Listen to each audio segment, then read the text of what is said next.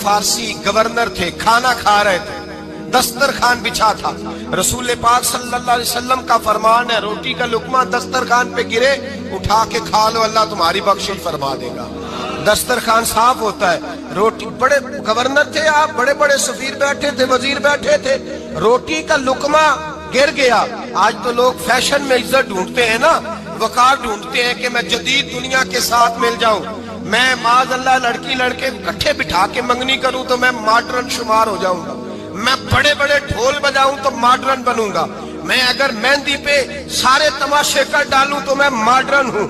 دیکھو عزت کس بات میں۔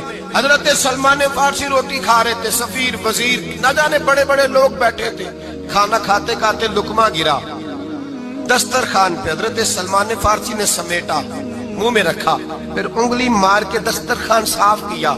ایک صحابی کان میں کہنے لگے سلمان کیا کر رہے ہو، کیا کر، آپ گورنر ہے، سوچئے تو صحیح، یہ لوگ کیا کہیں گے دنیا دار کے مسلمانوں کو روٹی نہیں ملتی، اٹھا اٹھا کے کھا رہے۔ کان میں بات کی، کان میں۔ حضرت سلمان فارسی کان میں جواب دے سکتے تھے، کہہ سکتے تھے نہیں ایسے ہی کرنا ہے، انہوں نے کان میں بات کی، لیکن جناب سلمان فارسی اعلیٰ اعلان بولے، کہنے لگے ان 4 5 6 دنیا داروں کے لیے میں اپنے نبی کا طریقہ چھوڑ دوں، اپنے رسول کی سنت چھوڑ دوں، یہ 4 5 دنیا دار دنیا کی طرف دیکھ کے میں مصطفیٰ سے منہ موڑ لوں؟